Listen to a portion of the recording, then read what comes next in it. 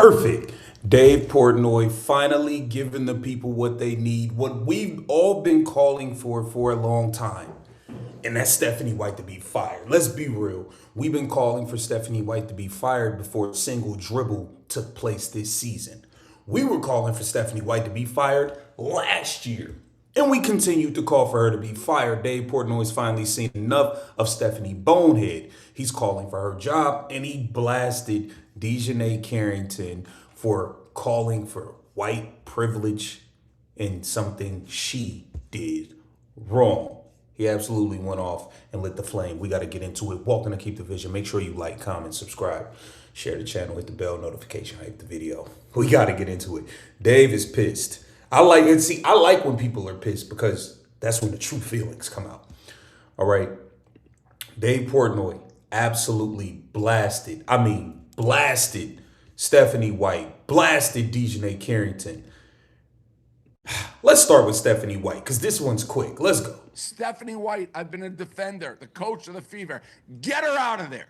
Get her out of there. Fire her ass today. I don't want her back on that bench. Stop defending the other players. I've been saying it for so long.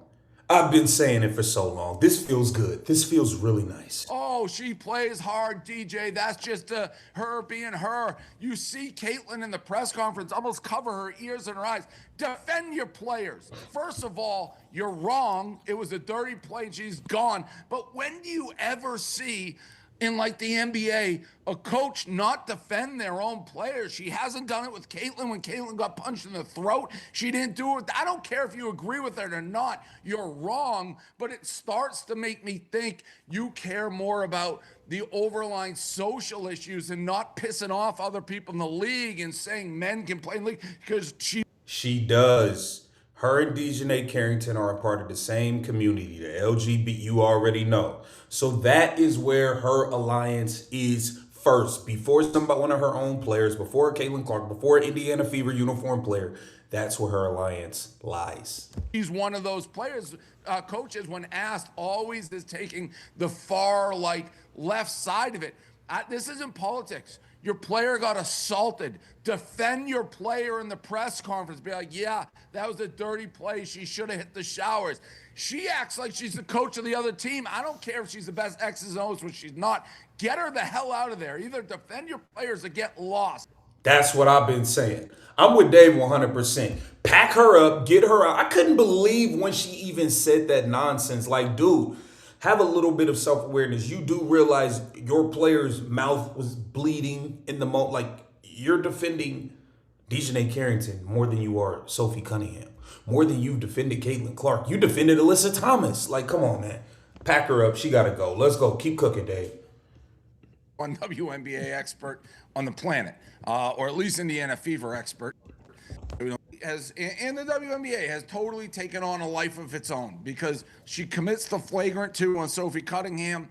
Clearly a flagrant 2, by the way. I don't think there's anybody with 2 eyeballs who thinks it's not. Goes for a block that then carries over and clothesline. See you later, hit the showers. There's flagrant 2s in basketball in the WNBA. This is a totally fine reaction, I think, to a play like that.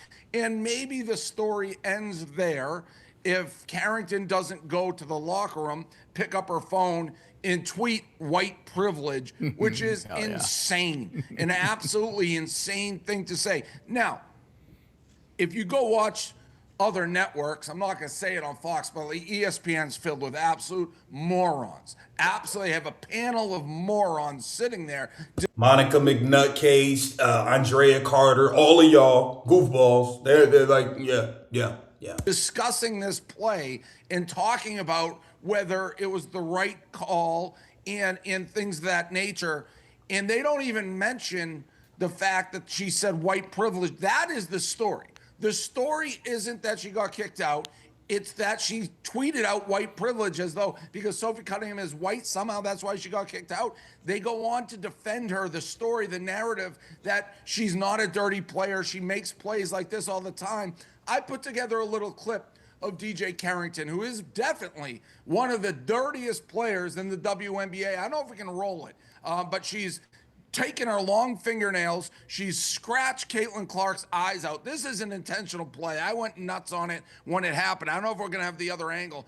This is a dirty, dirty play when you come down with long fingernails, gouge somebody. She's had multiple instances of chasing.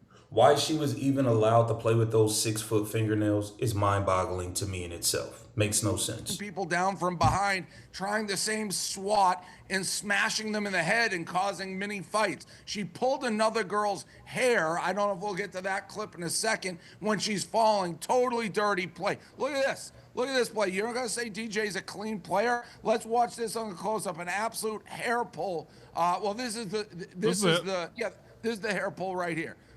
John. What is that? So, I mean, this is not a skin color thing. She has a history of making dirty plays, and it's fine. The NBA, you can be a rough and tumble league. This is a very similar play to what she did to Caitlin, and it starts another little fight, the same exact reaction that Sophie Cunningham had, where you come down and you're swatting. This one was actually not as bad, but the slow-mo. The one with Skylar Diggins was bad. The one with Jessica Shepard was bad. The one versus Kate Martin in Unrivaled 3-on-3 was bad. Pulling Sarah Ashley Barker out of the air by the ponytail, bad. She's just dirty. She's just dirty. Can we can be honest about that. Oh, you'll see she drags her hand over the head. So here's the slow-mo. So you'll see she's making dirty plays. That's clean. That is not when you scratch back across the play. So she makes dirty plays. Now, where this thing gets absolutely bananas is when you start making it into a race and culture war, and the people talking about it are not mentioning 99% of the time that she went back and tweeted white privilege. White privilege how? You made a dirty play. Sophie Cunningham, everyone's putting up clips of her like tackling a player on a drive, defending Caitlin, you say. Well, she got kicked out of the game for that too and didn't say anything after. So when you have commentators like Cheryl Reeves, who I like, L. Duncan, I'm putting some of the names down, who are like, conservatives are trying, an outside force trying to hijack the WNBA and trying to make everything about. That's what I don't like. They keep trying to call people outside forces and outsiders. It's like, it's nasty word. Race and trying to make it a culture war. No, it's you. It's you guys, and I'm not saying specific, but yes, to Carrington, you specific. When you tweet something so stupid as white privilege, and then you get shocked when people who aren't necessarily WNBA fans, and by the way, I was on the opposite side of this issue 2 weeks ago when Caitlin Clark didn't want to mention the trans issue that they asked her about when they should be allowed. She's like, I just want to play basketball. And all the people on the right, the conservatives, like, you got to stick up and call it a coward. Megyn Kelly's like, she's a coward for not talking. I told Megyn Kelly to shut up. Like, you don't watch the WNBA. You don't watch basketball. You're inserting. But when you have one of your players who commits a clear flagrant 2 and then tweets white privilege right after she goes to the locker room, you can't then cry that this is being talked about in racial terms in a culture. She started that. This is a basketball play. The second you go white privilege, and they are talking about it on these telecasts without mentioning what she tweeted. Oh, they're turning into a culture war, turning into a race war. This is our league. Don't let conservatives or the right hijack it. Your player tweeted white privilege, and it had nothing to do with that. Second point, Stephanie White, I've been a defender.